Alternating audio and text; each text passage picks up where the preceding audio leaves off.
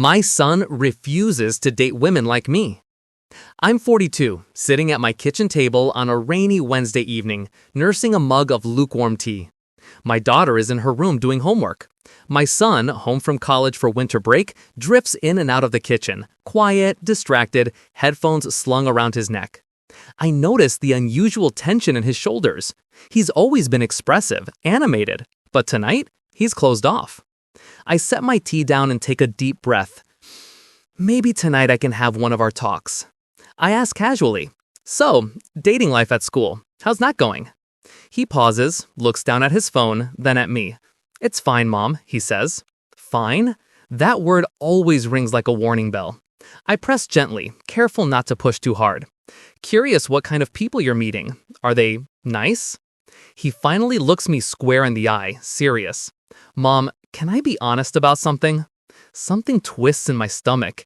The tone he uses, the careful, measured one he developed in middle school when he was trying to navigate my intensity, makes my chest tighten. I nod, bracing myself. "I don't date women like you," he says, slowly. I blink. Of course they're not like me. They're college-aged. I try to laugh it off, but he shakes his head. "No, I mean it literally. I avoid women who are anything like you. Your way of seeing the world, the way you argue, the way you care about everything all the time." I feel a hot spike in my chest. What the hell does that mean? My mug rattles on the table. Tea sloshes.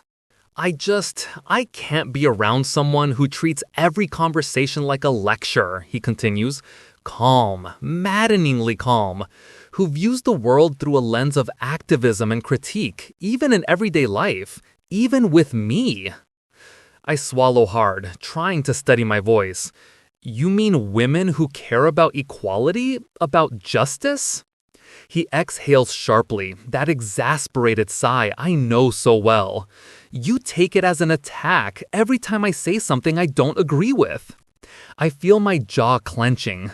This is the son I raised, the boy who has always been thoughtful, empathetic, aware of systems of power, who followed me to protests, who sat with me while I wrote letters to city council, the boy who attended workshops with me on consent and harassment, who listened to me dissect everything from TV commercials to politics, the boy I thought I was shaping into someone conscious, kind, and aware.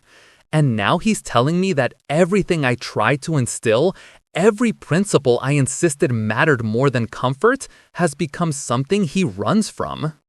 "I don't think you understand what you're saying, son," I say, voice tight. "You're telling your mother that women who care about justice are a problem?" He closes his eyes briefly. "I knew you'd do this. Twist it into a political argument instead of hearing me." I feel the familiar rush of heat in my face. "I am hearing you. I'm listening, but..." He leans back in his chair. I notice how much he's grown, how much he resembles his father. His father, who I divorced when our son was 9, because he couldn't tolerate being challenged, because he wanted someone who smiled, nodded, and agreed, instead of someone like me who questioned and pushed back. "Do you remember when I was in 6th grade and I made the soccer team?" he asks quietly. I do. I remember being proud of him. But he continues, "I scored 3 goals in tryouts, and you spent the next 20 minutes explaining how team sports reinforce hierarchical structures." I just wanted you to be proud of me, Mom. I wanted celebration, not context. I was trying to help you think critically, I say, to see the world, to understand systems of power. Yes, but it was exhausting. Every interaction with you was a lesson, a framework, a discussion. Even when I liked a girl in 8th grade, instead of asking her name, you gave me a lecture on male gaze and objectification. I feel a defensive wall going up inside me. I was preparing you, teaching you to be different, to be better than the men who hurt people. And I appreciate that, I do. But I also learned that being around you meant constantly performing, constantly being evaluated, never just being me. I'm winded, stunned. Every single conversation was a teaching moment, I say. I was raising a good person. I know, and I am good, not because of your teachings, despite them, because Dad taught me kindness on weekends, because I learned to navigate the world myself. I feel a pang of disbelief. I've spent my life fighting for change, to make things better, to raise conscious, awake humans. You benefited from that. He shakes his head, calm, controlled. I survived that. I learned how to manage you, how to say the right things to avoid a lecture, how to hide thoughts to survive your scrutiny. That's what I call survival, Mom, not growth. I don't know what to say. Part of me is defensive. Part of me is shattered. I've always thought of myself as his ally, his guide, the one who prepared him for life in an unfair world. And now, sitting across from him, I feel the weight of all the moments I misstepped. Every lesson I gave, every correction, every debate, every insistence on moral correctness, it added up to something my son now needs to escape.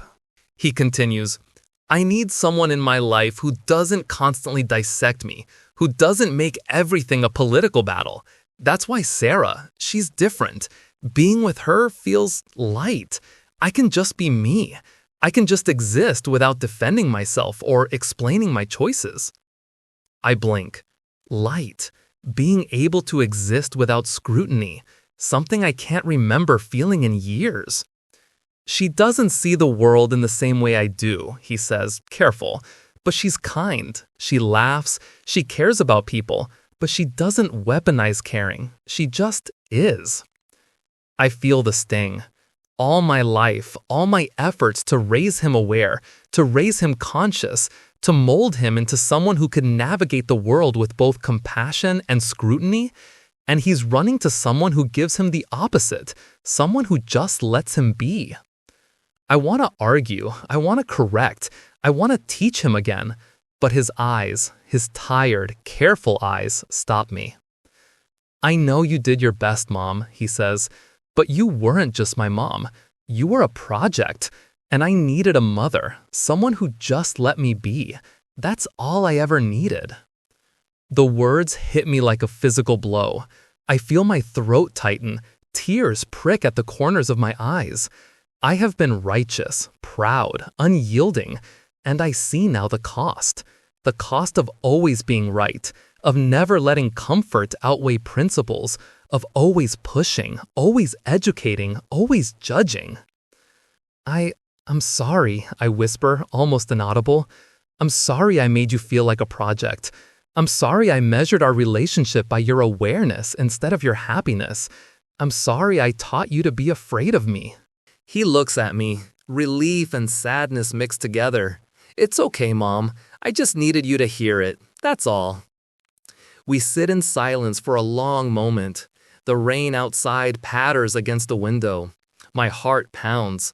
I think of all the birthdays, the holidays, the conversations, the corrections. All the times I prioritized principle over presence. All the ways I became someone he had to navigate carefully, someone he had to manage. I'll try, I finally say, my voice trembling. I'll try to just be your mom sometimes, without lectures, without lessons, just love. He smiles, a real smile this time. That's all I ask. We sit together in the quiet kitchen, hand in hand, letting the weight of years and misunderstanding settle. Coffee, long cold, rain washing the world outside, and I finally begin to understand what my son meant all along. Sometimes love is more important than being right. Sometimes peace matters more than principle. And maybe, just maybe, I can learn to let go.